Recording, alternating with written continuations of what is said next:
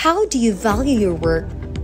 The Bible emphasizes the value and dignity of labor, shaping our recognition of laborers' contributions and fostering respect for their efforts. Biblical principles like fair treatment and compassionate management guide our relationship of workers, promoting dignity and equity in modern workplaces. Honoring God through work entails stewardship and diligence, recognizing our service to Him. Celebrating workers' contributions echoes the biblical call to value labor. Rest, mandated by the Sabbath, underscores the importance of balance for well-being.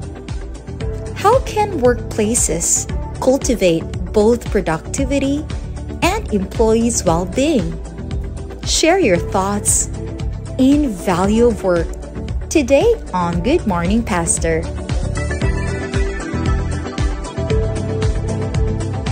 Yes, mga kapaglaom, once again, good morning ka natong tanan, and welcome sa atong segment, ang Good Morning Pastor. Now, this morning, atong makauban ang atong Secretary sa NDR, walay-lain. Vice President. Secretary Vice President sa NDR, walay-lain, Pastor Jeramil Pamuna. Good morning, Pastor. Welcome. Okay, Pastor. Good morning, Sir Rawing. Pastor Jeramil Pamuna. Jeramil. Pastor Yes, Jeramil Jeramil Pamuna. Lisod-lisod may mungalan, Pastor. Pang kuan ba? Pang executive yun. Pastor, kumusta? Dinagat na gikan. Nindot kayo, Sir Rawing. Gwapo kayo ang island, but praise God nga. Ubay-ubay. Successful ang ato ang evangelism. Ubay-ubay sa nadala sa tilan sa Ginoo, no? Uban sa tabang sa Ginoo, Yeah. of course, daghan atong nadala. Yes, So, congratulations. atong pasalamatan ng atong mga leaders sa Northeastern Mindanao Mission Yes, Wing. Ingon man ni Pastor Max Nanti-Ubos sa pagdala sa puwersa. Actually, napo dito Pastor Patalinghog, Pastor Jerry Patalinghog sa North nga side, kita sa South. So, kung Pastor, ang ato yung gilibutan adto ang Tibuok Island. Yes, of Dinagat course. yan, no? So, naka-focus din sa island. one full force kita dito. Salamat po sa ato mga Thank kaigsunan you. dira. Tatay Arturo, kung tagtanaw ka karon, continue ha.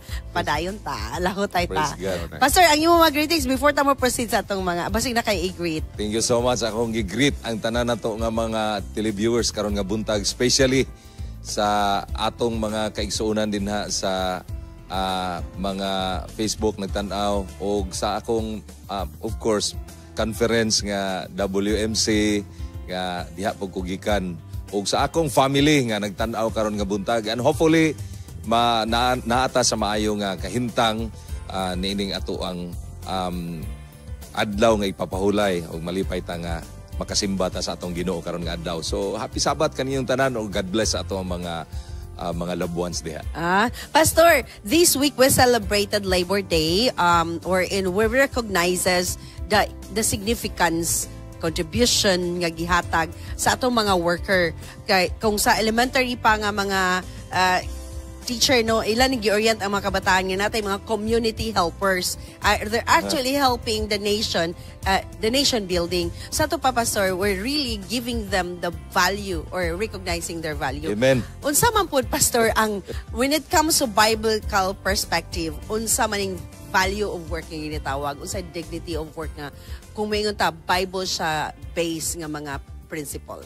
Actually, Ma'am Charm, nindot ka ini nga topic kay bisan ako naka-experience ko anang hard work or labor dili lang sa ato ang denomination bisan sa gawas kay naka-appeal ko anang mga sa construction worker, naka-appeal ko full-time ko sa Mountain View College, and it's very rewarding kung kita magtrabaho pag-ayo kay I believe nga bisan sa Bible, Ma'am Charm, daghan kay mga verses nga naghisgot gyud nga kita gibuhat as Ginoo nga mo lihok og mo trabaho. O labi na gyud kon mo trabaho ta nga naatay gitawag nga reward nga gipaabot. So para nako nindot kaayo ni nga topic kay maghatag nato ni og pasidungog sa mga sa tanan kay kitang tanan nga trabaho man, and then malipay ta labi na gyud kon naatay insakto nga kining reward nga badawat or compensation. So it's the same diha sa Bible. We are advised nga we should work hard. Daghan kay mga verses diha o makita na itong gibuhatas Ginoo nga naatay muscle or naatay joints para maka-move ta, maka-work ta, kay naaman po sa Bible, Ma'am Charm, nga di ta mo trabaho, dili po tatawgon nga maayo nga kining pinihalan or maayo nga tao. Kay, So ang work is bunga sa imong faith, kumbaga inana pa sa. yes, of course. And work is a fruit, ang bunga sa ato ang the way ang Ginoo nag-bless na to. Ganahan kay ko sa fact when we say about our body, health-wise, we are designed to move. Correct. So dili gyud ta nga maglingkod lang, magtulog lang. And then naa gani diha pastor di ba nga just like daw sa ant nga very industrious. Yes, yes. Na nga kinahanglan kita mo trabaho gyud. And even ang ato mga Adam and Eve, Yes, yes. nagtoil sila sa soil. So kumbaga we are really kung kumbaga ang Ginoo, He is really advocating us to Correct. work. To work. And more work. Kay sa unang panahon, ang concept sa tao is want more work. Unya usay bisag less ang compensation, pero karon nga time warag More na bali. compensation. Warag na less work, more on compensation. Apil to pastor ni ingon ang Ginoo nga lihok tao kay tabangan ti ka. Oh, diha gina Sir Owing. No. Pastor, unsa may prinsipyo sa Biblia nga nagagiya sa mga laborers labi na karong modernong kapanahonan? Kung moadto ta sa biblical perspective, ato tong gikanta kaganiha sa ato ang sa Colossians 3:23 nga kita gyud nga mga katawhan sa Ginoo. Dili lang ingon nga mag-work ta nga mura og just to satisfy our master or kinsa nga atong gi-work, pero kung dili mag-work ta nga kanang kinasing-kasing gyud. Kanang pag-work nga kinasing-kasing pastor ba nya related to question ni Muwi nga kanang we have to ingon man no nga work for the Lord.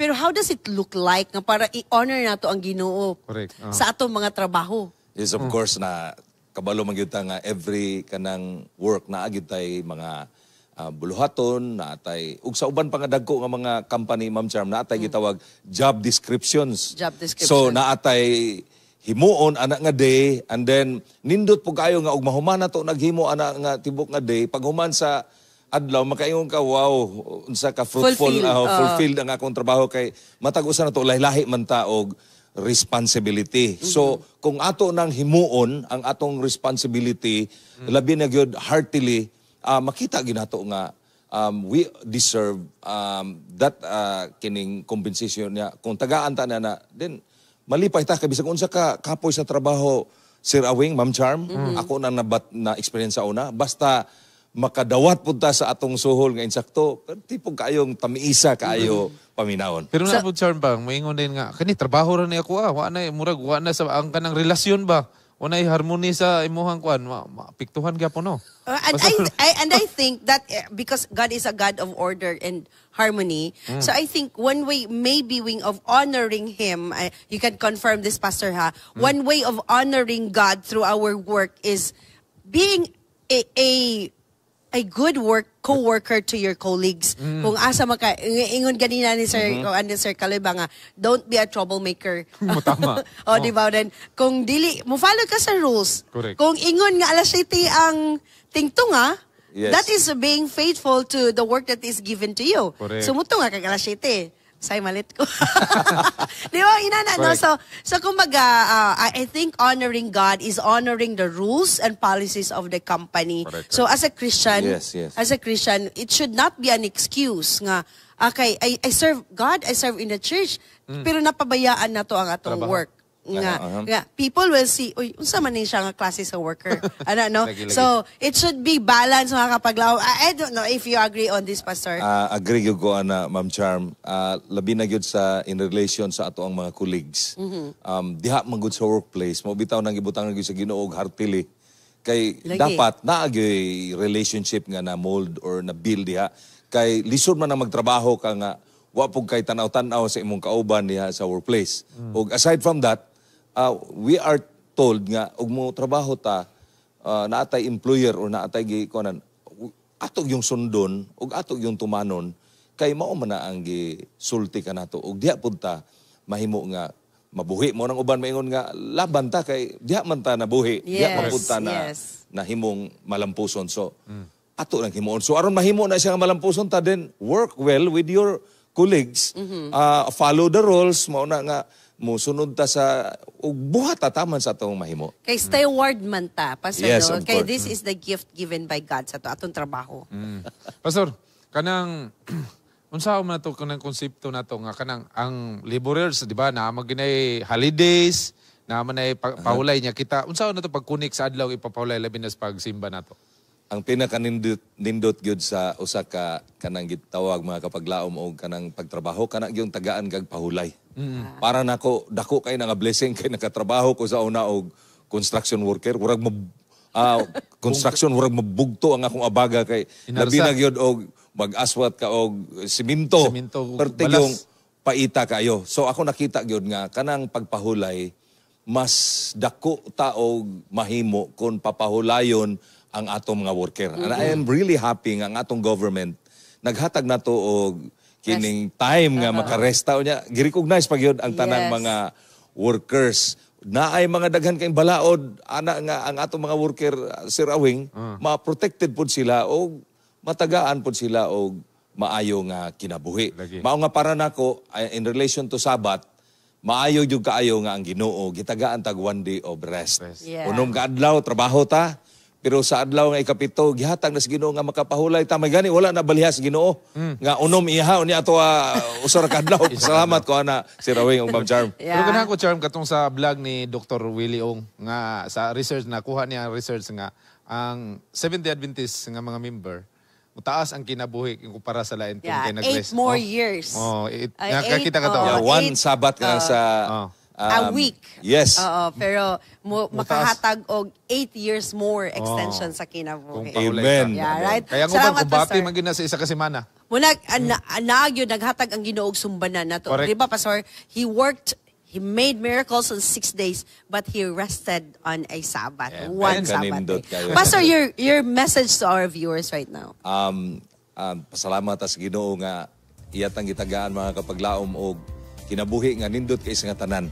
And then naatay kusog gitagaan ta sa ginahuna mao gina kanunay akong gipaabot sa akong mga kabataan nga God did not give us the spirit of fear but of power and of sound mind. Kay ug naa ta ana mga kapaglaom bisan og wala tay kwarta makakita gitag panalangin kung kita molihok uban sa atong kasing-kasing nga atong gibuhat ang tanan para sa Ginoo kay dili lang taman ang reward sa atong mga masters o sa atong agalon or employers, pero ang Ginoo nag-andam og reward alang kanato niya sa iyang pagbalik ni ining kalibutan.